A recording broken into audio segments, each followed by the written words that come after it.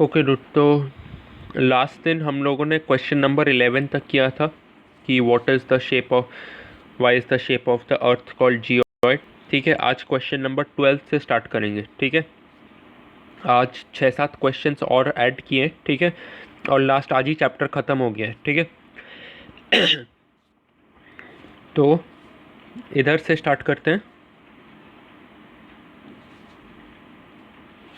पहला question, why is the earth called unique planet. ठीक है, यूनिक मतलब क्या? यूनिक का मतलब होता है अनोखा। ठीक है, एक बार फिर से बोलता हूँ, unique, why is the earth called unique planet. Earth को यूनिक प्लैनेट मतलब अर्थ को अनोखा प्लैनेट क्यों बोला जाता है? अनोखा प्लैनेट हम लोग इसलिए बोलते हैं क्योंकि अर्थ में क्या है? अर्थ में है तुम्हारा, एक minute,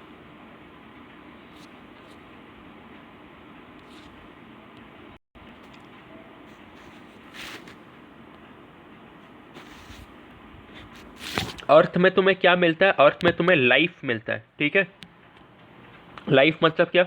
human beings, humans, animals. ठीक है, ये सब कुछ मिलेंगे, प्लांट्स। ठीक है, ये सब कुछ मिलेंगे। ये सब चीज़ किसी और प्लैनेट के पास नहीं है, इसीलिए अर्थ को हम लोग अनोखा प्लैनेट बोलते हैं, क्योंकि अर्थ में लाइफ होता है। ठीक है, तो फिर अर्थ में लाइफ क्यों होता है? किसी और प्लैनेट में क्यों नहीं है, अर्थ में ही क्यों है? सबसे पहला रीज़न ये है कि नीदर टू हॉट, ये और नहीं होगा, ये होगा नॉर, NOR। ठीक है, ये और नहीं होगा, ये टाइपिंग मिस्टेक हो गया मेरे से। ठीक है, तो फिर नीदर टू हॉट नॉर, नहीं नहीं, ये नीदर टू हॉट और कोल्ड होगा। ठीक है, या तो नीदर टू हॉट और कोल्ड लिख सकते हैं, या फिर neither too hot nor too cold लिख सकते हैं। तो फिर नीदर टू हॉट और कोल्ड, ये सही है। ठीक है, तो फिर नीदर टू हॉट और कोल्ड मतलब क्या? अर्थ ना तो ज़्यादा गर्म है और ना ही ज़्यादा ठंडा है। ठीक है, इसीलिए हम लोग यहाँ पे आराम से रह सकते हैं। अगर ज़्यादा गर्म होता तो फिर क्या होता? कोई भी ज़िंदा नहीं रह पाता, और ज़्यादा ठंडा होता तो भी कोई नहीं ज़िंदा रह पाता। ठीक है, दूसरा चीज़ क्या है जो अर्थ पे? पानी।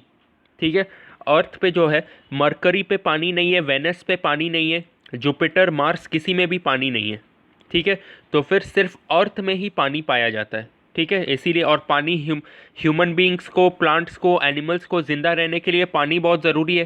ठीक है, और सिर्फ अर्थ में ही पानी मिलता है। ठीक है, उसके बाद है हवा। ठीक है, अर्थ में एयर है, हवा है। ठीक है, बाकी प्लैनेट्स में भी शायद एयर होता है। ठीक है, अर्थ में एयर होता है, इसीलिए यहाँ पे लोग जिंदा रह पाते हैं। और चौथा बहुत इंपॉर्टेंट चीज़, वो है ऑक्सीजन। हम लोगों को सांस लेने के लिए क्या चाहिए? ऑक्सीजन चाहिए होता है। ठीक है, तो फिर अर्थ में ऑक्सीजन है।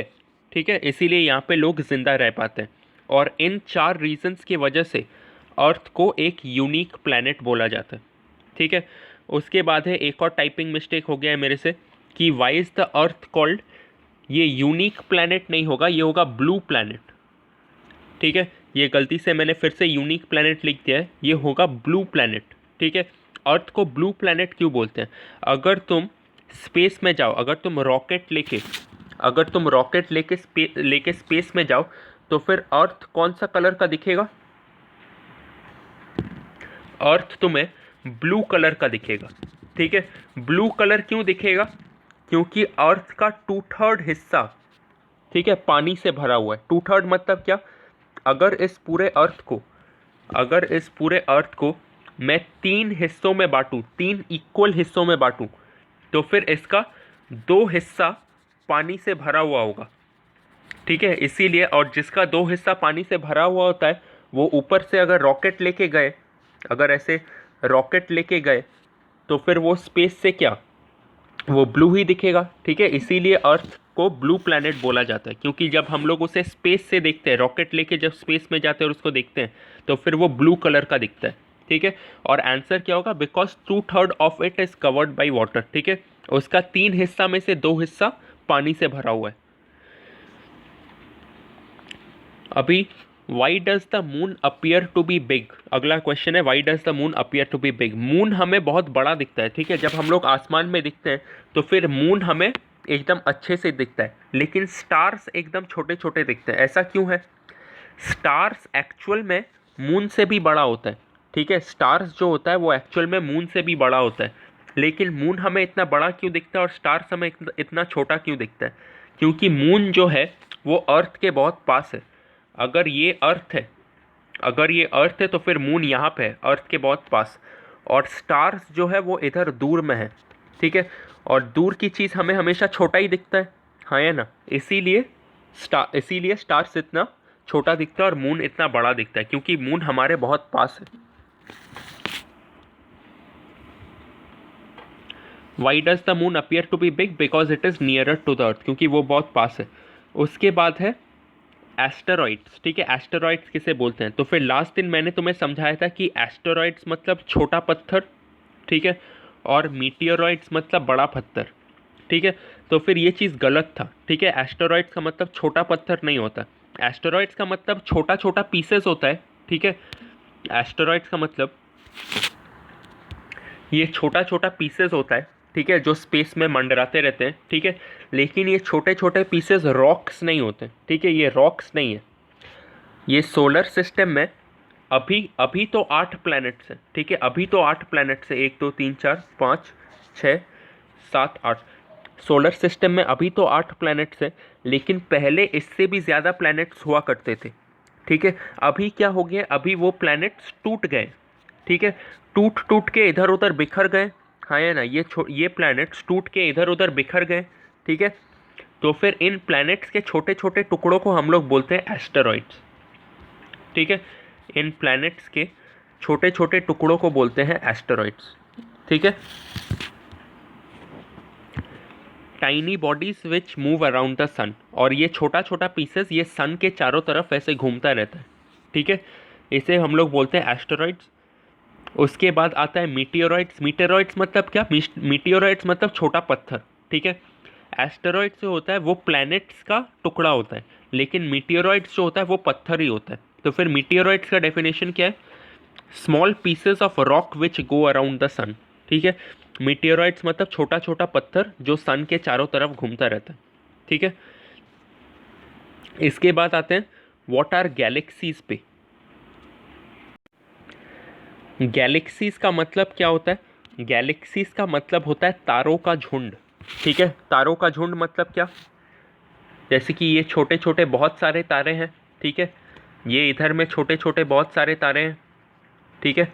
ये इधर में छोटे छोटे बहुत सारे तारे हैं, ठीक है। तो फिर ये लोग आपस में, इन लोगों के अलग अलग ग्रुप्स बने हुए, ठीक है। इस अलग अलग ग्रुप्स को हम लोग बोलते हैं गैलेक्सी, ठीक है। ये जो अलग अलग इन लोगों ने झुंड बनाया हुआ है इसको हम लोग बोलते हैं गैलेक्सी, ठीक है। और इसमें सिर्फ तारे ही नहीं होते, इसमें डस्ट भी होता है। डस्ट मतलब तुम्हें पता है डस्ट को हिंदी में क्या बोलते हैं? धूल, ठीक है। और स्मोक भी होता है, धुआं, ठीक है। तारे, डस्ट और स्मोक सब कुछ मिलके बनाता है एक गैलेक्सी, ठीक है। वैसे ही पूरी दुनिया में बहुत सारे गैलेक्सीज हैं, हाँ या ना? दुनिया नहीं बोलूँगा, पूरे ब्रह्मांड में बहुत सारे गैलेक्सीज हैं, हाँ या ना? इन बहुत सारे गैलेक्सीज को एक साथ हम लोग क्या बोलते हैं? ये सब कुछ जो मैंने अभी ड्रॉ किया है इसको एक साथ हम लोग क्या बोलते हैं? इसको एक साथ हम लोग बोलते हैं यूनिवर्स। तो फिर एक बार फिर से समझाता हूँ। तारों के झुंड को हम लोग क्या बोलते हैं? तारों के झुंड को हम लोग बोलते हैं गैलेक्सी। और ऐसे बहुत सारे गैलेक्सीज है पूरे ब्रह्मांड में, ठीक है। इन बहुत सारे गैलेक्सीज के ग्रुप को हम लोग बोलते हैं यूनिवर्स, ठीक है।